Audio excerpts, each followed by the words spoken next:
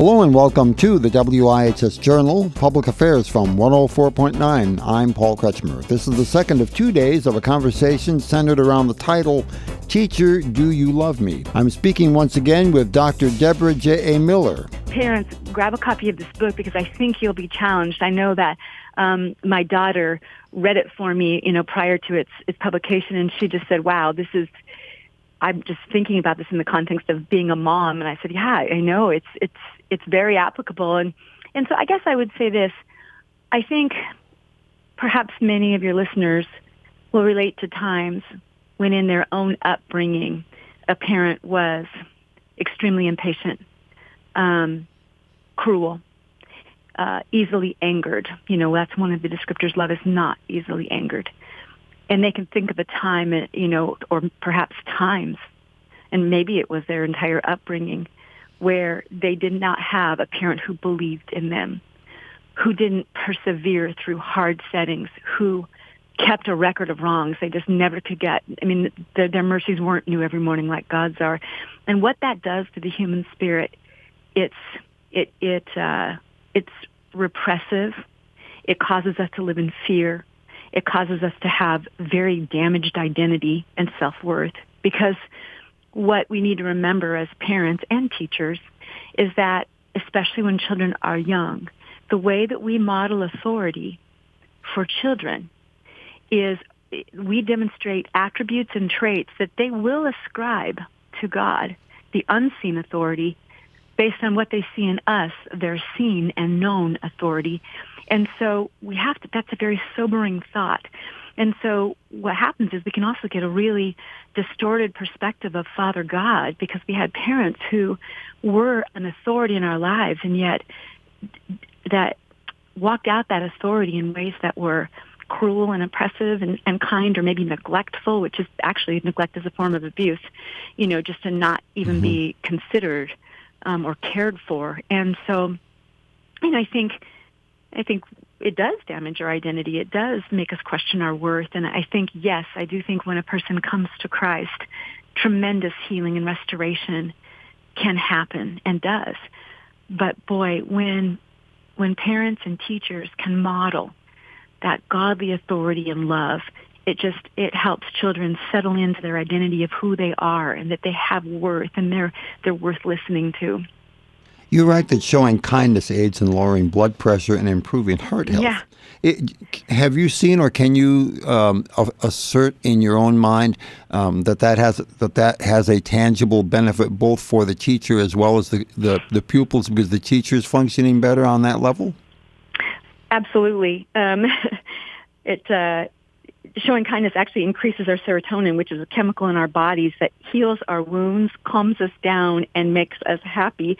And so that is showing kindness. And so there's data-backed medical evidence that simply demonstrating kindness has a chemical reaction in our body that calms us down and makes us happy.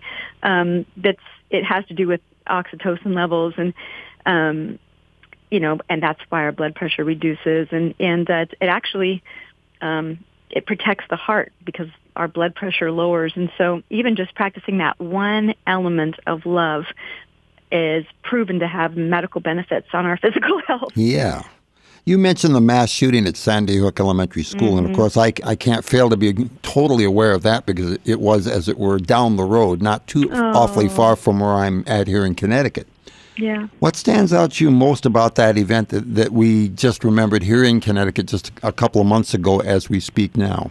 I think what stands out to me most is just the sacrificial love of some of the teachers who literally laid down their lives for their students. I mention a couple of them in the book under the chapter, Love Always Protects. And one young teacher, she was very new. She was either in her first or second year of teaching. And she, when she realized that there was a crisis in her building, she ushered her little kindergartners into a closet, closed the door, and went back to her desk and sat down. And when the shooter came in, she told him that her children were in PE. And there's some mixed. One report states that some of the kindergartners began to come out, and the shooter began to just fire away, and he did end up killing that teacher and I think 4 or 5 of the children. But what that teacher did was she shielded her kids with her own body and, and protected their lives, or tried to with her own. And down the hall, a special ed teacher did the same thing. Just wrapped her arms around a student, and the gunman, Adam Lanza, came into the room and did shoot them both. And so I think what we see is just the living illustration to the absolute fullest degree of this notion that love always protects. Mm-hmm. And we hope that never happens again. We hope no teachers ever have to choose between staying alive or protecting their children. But if that moment came, what would we do? And I think it's really important for listeners too to realize that there's, as I mentioned in the book, there's lots of ways that we could and should protect kids besides even just physical protection. Because most of us won't see a school shooter in our lives, but we can keep our eyes open for signs of bullying.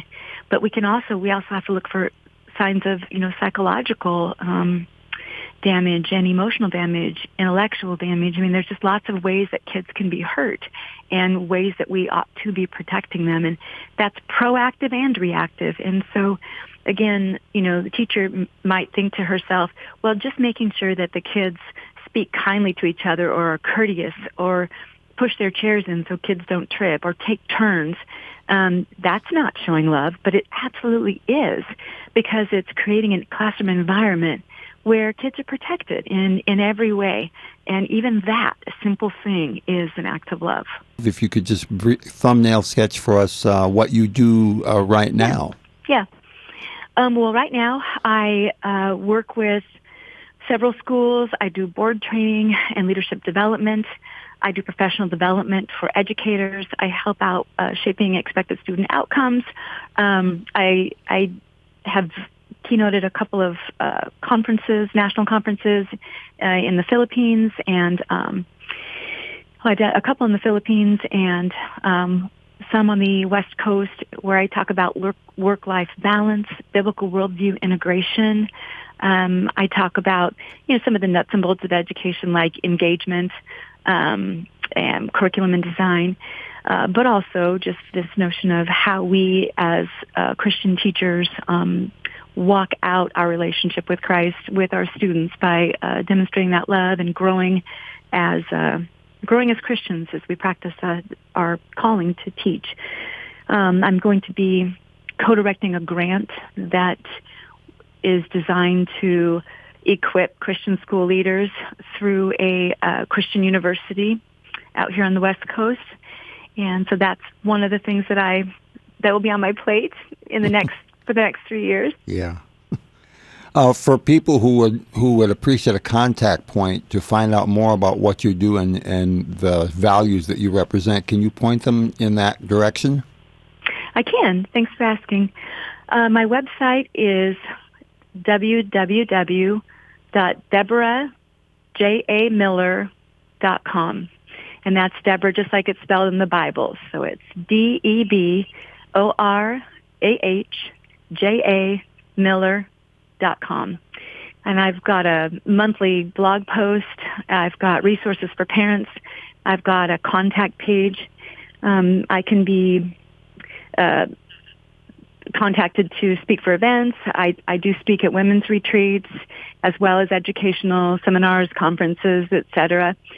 So that's where they can get a hold of me and see some of the things I've done and also look at some of the resources available. Thank you very much for your time then, Dr. Deborah J. A. Miller, for speaking with me today. You're welcome. Thanks for having me. Once again, my guest for these 2 days of conversation on the topic, Teacher, Do You Love Me?, has been Dr. Deborah J. A. Miller in California. For further information, call us at 860-346-1049. That's 860-346-1049. The opinions expressed are those of the participants, not necessarily those of the staff or management of the station. I'm Paul Kretschmer on the WIHS Journal, Public Affairs from 104.9 WIHS.